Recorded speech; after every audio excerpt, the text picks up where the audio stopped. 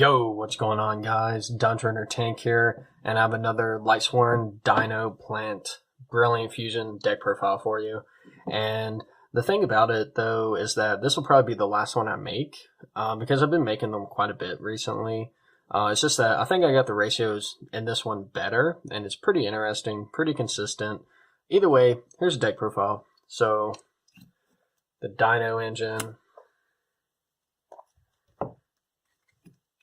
So, 3 Oviraptor, have to have them. Giant Rex, have to have them. 1 Overtex. 1 Overtex seems to work pretty well. And 2 Tyrannos. So, sometimes I wish I had 3. Sometimes I wish I had 2. It's just that you'll actually brick with these if you just open them up and there's no other dinos.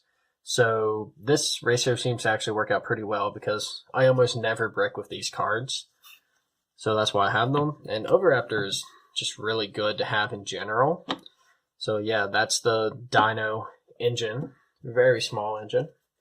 And the Lightsworn Engine, we just run 3 Raiden, 1 Wolf. So Raiden's not exactly the most powerful one, but we have Charge the Light Brigade.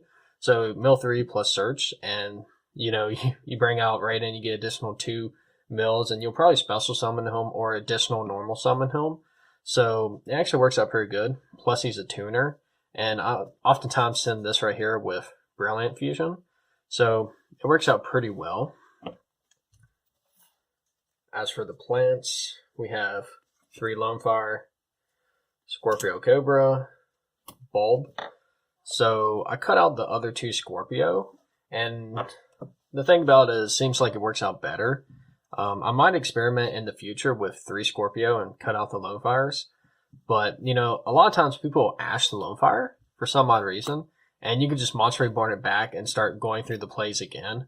So it's pretty good. Plus it puts more cards in graveyard for Fairy Tale Snow. And it can also bring out Glow Bulb. So Lonefire is actually pretty good. I like the ratio. I still get Brilliant Fusion off all the time. So works out pretty well. Run a small Perform Mage engine. So something spicy is that you'll send this right here to the graveyard with the Brilliant Fusion, and then whenever you banish it, search this, normal summon, and then whenever you go into this, Chainlink 1, Chainlink 2, so you can avoid hand traps. But people will usually hand trap you before that, but it still gets something spicy, and it can stop you from getting like Ghost Ogred, for example. And if you run Naturia Beast, I would consider possibly bumping this up to 2 or 3, since it's an Earth. So that's something to consider. Sometimes I wish I had 2, but it seems to work pretty well just with this ratio right here. So small Perform Mage engine. Onto the hand traps, Effect Veiler, Ogre. So if you have more expensive hand traps like Ash Blossom, you know, of course run them. Effect Veiler still yet puts in work. I was considering taking it out, but there's quite a few decks to where they bring out their basically big Link monster or whatever, and they'll do all these things to avoid hand traps. So they'll be like Chainlink 1, Chainlink 2, Chainlink 3, and you don't even care. You'll just Veiler their monster, and they're just like, well, shit. And they basically don't get their main play off because you just Veilered it. But you can also impermanence it, and plus with impermanence will dodge the Called by the Grave. But Effect Veiler is also a tuner, spellcaster, and light, which for the most part doesn't really come into play too much, but it's still there if you need it. So if you have better hand traps, of course run them, but these are pretty good for budget. Even though Ghost Ogre is a little expensive, still yet like relatively budget, especially with the Effect Veilers. Other monsters, 2 Snow and the Brick. So 2 Snow seems to be just fine. 1 isn't enough and 3 is too many. Well, for the most part 3 would work out, but I prefer 2 right now. Monster Reborn Soul Charge, because if you're not running these, you're not playing Lightsworns. Foolish Burial, and 1 Brilliant Fusion. So Foolish Burial is Foolish Burial. It's amazing. Send Overtex, search Double Evolution Pill, send so many other cards in your deck. It's amazing. I run 1 Brilliant Fusion, and just like how I cut down on some of the plants, I did that because there's so many times where I'd make this like pretty solid board, and if my opponent can pick up pick off like parts of it slowly but surely. And I just keep drawing into Brilliant Fusions and plants. Like you just can't do anything. If you open up Garnet and you just keep drawing into Brilliant Fusions and plants, you literally just lose. So I wanted the deck I wanted to rely on Brilliant Fusion, and I get it off all the time. But it's like, I don't want it to be like the main, but I don't want it to be, like, I don't want too many cards in the deck for it. Because you just keep drawing into them, and it's just like, man, I already used Brilliant Fusion. I just keep drawing into them. So I actually really like it at 1. It works out pretty well. Because I tried it at 2 before and it worked out pretty well. And it works out just as well with just at 1. And occasionally you'll open it up just like how you open up the other 1-ofs. So you can just bait out like hand traps and then activate Brilliant Fusion. So it's pretty fun. It's pretty good. I like the ratio. 2 Twin Twisters. 2 Call by the Graves. So, stop hand traps, and you can occasionally use it to just get rid of other cards in the graveyard that your opponent has. Twin Twisters is basically for floodgates, because a lot of people run like Gozen and the Warlords trap card, and those will really mess you up. So Twin Twister is there that way you at least have like a main deck out to it, instead of just pretty much auto losing. 2 Double Evolution Pill, 3 Charge the Light Brigade. So, Double Evolution Pill, self-explanatory, amazing. Charge the Light Brigade, Mill 3, Search. Works out pretty well. I'm considering Fossil Dig in the future, but I don't know what I'd take out for it. So, that's it for the deck. It's just 40 cards. Then we go on to the Lynx Phoenix, Cerberus, Skull Dread. So, Skull Dread's amazing. You want to go into them pretty much like every game, and Cerberus and Phoenix come up, and if you have Skull Dread right here, you get to pitch, blow up, and draw a card because they're co-linked. So it works out pretty well. And onto the Synchros.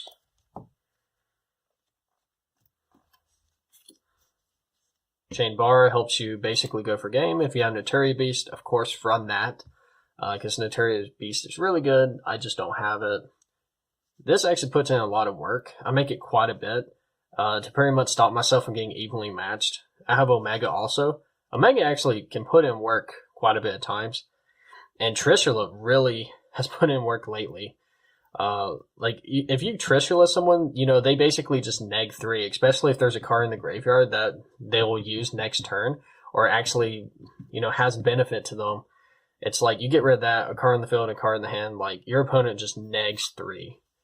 And so it's really good with that. And when you have Soul Charge, Monster Reborn, plus the Glow Bulb, you could potentially, resolve Trishula fairly easily.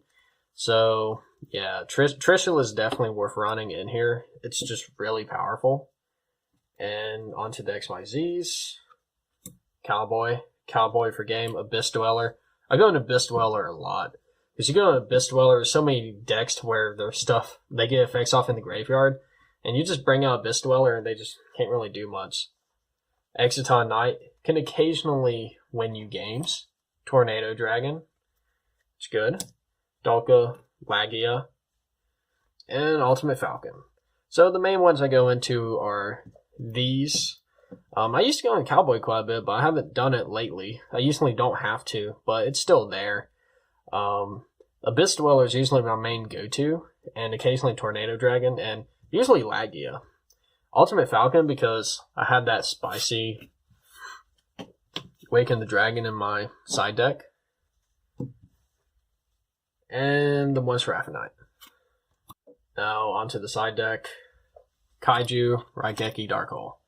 So, pretty much just put these in every time you know that, you win the game, your opponent's going to go first. I always do Raigeki, Dark Hole. And you can also do Dogoron, especially since you can summon him. And if they have something Totally Awesome or Cyber Dragon Infinity, you should actually side this in. Because if you can normal summon Overraptor effect, and they're just like, oh yeah, I don't care, Overraptor doesn't do anything, add this to hand, just tribute summon, you basically just win. So, those are there. Waken the Dragon. So, with Waken the Dragon, I actually haven't been able to get it off or properly test it. it'd probably be better just have hand traps in here instead and replace Ultimate Falcon with Naturia Beast. So that's something to consider, but this is still pretty spicy. The idea is that, you said it, because I actually have a lot of back row in my side deck.